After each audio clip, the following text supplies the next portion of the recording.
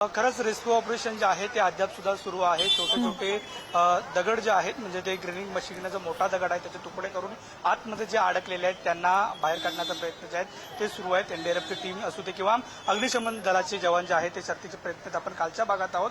आणि श्रद्धा आता जे अपडेट म्हणजे जवळपास 6 जणांचा बॉडी जे आहे ते बाहेर काढलेले आहेत। 6 जणांचा मृत्यू झाल्याची माहिती जी आहे ते समोर येतोय।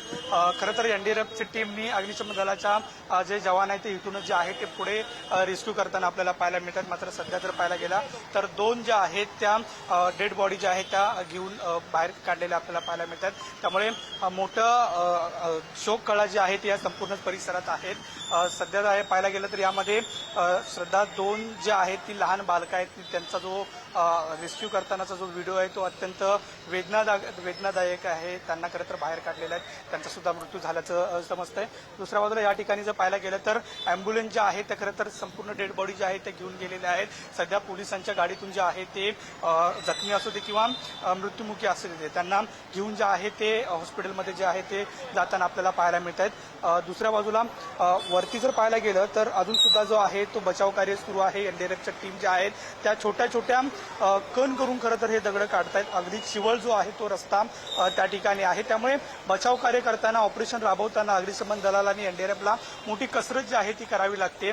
वरिष्ठ पोलीस अधिकारी खरं तर या संपूर्ण परिसरात आहेत। महानगरपालिकेचे लेबर सुद्धा खरं तर या ठिकाणी आहेत। दुसऱ्या बाजूला तिथले जे संपूर्ण जे नागरिक आहेत तरुण आहेत ते ह्या बचाव कार्यासाठी मदत करताना आपल्याला पाहायला मिळतात। त्यामुळे सध्या 6 जणांचा आकडा जो आहे तो आलेला आहे। त्यामुळे सकाळी सकाळी ज्या संपूर्ण परिसरात मोठी शोककळा जी आहे ती पसरलेली आहे। वरती शोकाचं वातावरण आहे, एकदम चिवळ श्रद्धा रस्ता आहे। त्यामुळे बचाव कार्यासाठी जो आहे तो उशीर होतोय। मात्र अशाही काळात मोठ्या पद्धतीनं खरं तर एनडीआरएफची टीम जी आहे ती दगड फोडताना सुद्धा आपल्याला पाहायला मिळते। आणि सध्या 6 जणांचा मृत्यू झाल्याची बातमी जी आहे ती समोर येताना पाहायला मिळते। नंदकिशोर, आणखी 2 गोष्टी जाणून घ्यायच्या आहेत। एकतर 5 ते 6 घरांवर दरड कोसळली, त्यामध्ये 2 जणांचा मृत्यू होता, तो आकडा आता 6 वर गेलेला आहे। आता ढिगाऱ्याखाली किती जण अडकलेले आहेत याचा काही आकडा समोर आलाय का?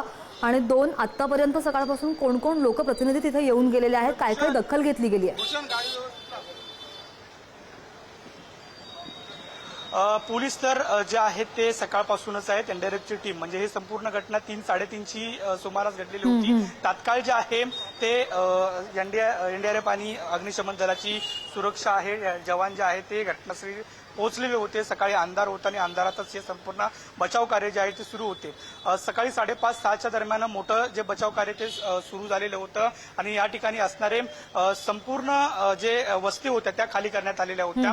त्यानंतर जर पाहायला गेलं तर स्थानिक नगरसेवक आहेत ते या ठिकाणी होते। दुसऱ्या बाजूला महापौर ऋतू तावडे जे आहेत त्या सुद्धा आलेल्या होत्या। जे महापालिकेचे अधिकारी होते, वॉर्ड ऑफिसर आहेत ते सुद्धा या ठिकाणीच आहेत। लोकप्रतिनिधी जे आहेत त्या ऋतू तावडे आणि स्थानिक नगरसेवक जे आहेत ते सध्या आपल्याला पाहायला मिळाल्यात। मात्र दुसऱ्या बाजूला ज्या ठिकाणी हे संपूर्ण ऑपरेशन राबवत आहेत त्या ठिकाणी कोणालाही थांबू दिलं जात नाही। म्हणजे माध्यम प्रतिनिधी असू दे किंवा स्वतः पोलीस अधिकारी असू देत, कोणालाही त्या ठिकाणी घेतलं जात नाही। कारण जो रस्ता आहे तो एकदम छोटा आणि अरुंद असल्यामुळं त्या ठिकाणी आतमध्ये कोणताही जात नाही। म्हणजे सिंगल पर्सनला सुद्धा एक जी छोटासा दगडाचा तुकडा जो आहे तो उचलून बाहेर आणून टाकावा लागतो आणि जागेची मर्यादा असल्यामुळे खरं तर त्या ठिकाणी रेस्क्यू आणि जो फोडलेला दगड जो आहे तो कडेला टाकण्यासाठी जागा निर्माण जी आहे ती होत नाहीये। त्यामुळे त्या ठिकाणी कोणत्याही पद्धतीच्या बाहेरच्या लोकप्रतिनिधींना अलाव करत नाहीत। मात्र त्या ठिकाणी वॉर्ड ऑफिसर जे आहेत त्यांनी पाहणी केलेली होती, ऋतू तावडे जे आहेत त्यांनी पाहणी केलेली होती। त्याच्यानंतर त्यांनी माध्यमांशी सुद्धा संपर्क साधलेला होता। मात्र पालिका प्रशासनाकडून सध्या जर पाहायला गेलं तर अधिकृत त्यांना नोटीस ही संपूर्ण घरं जी आहेत ती खाली करण्यासाठी नोटीस दिल्या असल्याचं सुद्धा सांगण्यात आलेलं आहे। मात्र श्रद्धा, तू विचारल्याप्रमाणे खालती सध्या बचाव कार्य सुरू आहे। जवळपास 5 ते 6 घरं होती, त्या घरांवरती वरून अचानक जो आहे तो दगड येऊन कोसळलेला होता, पडलेला होता। त्यामुळे ह्या दगडाखाली 5 ते 6 जण होती। टोटल 5 ते 6 जण असल्याचाच खरं तर दावा केला जात होता। मात्र संपूर्ण दगड जो आहे तो अजून काढलेला नाही। काही पद्धतीचा भाग जो आहे तो काढायचा अजूनही बाकी आहे। त्यामुळे अजून किती लोक आहेत याचा आकडा निश्चितपणे सांगता येणार नाही। मात्र सध्या आतापर्यंत 6 जणांचा मृतदेह जो आहे तो बाहेर काढण्यात आलेला आपल्याला रेस्क्यू ऑपरेशन अजूनही सुरू आहे। सगळे ताजे अपडेट घेऊ। नंदकिशोर, धन्यवाद दिलेल्या सगळ्या सविस्तर माहितीसाठी।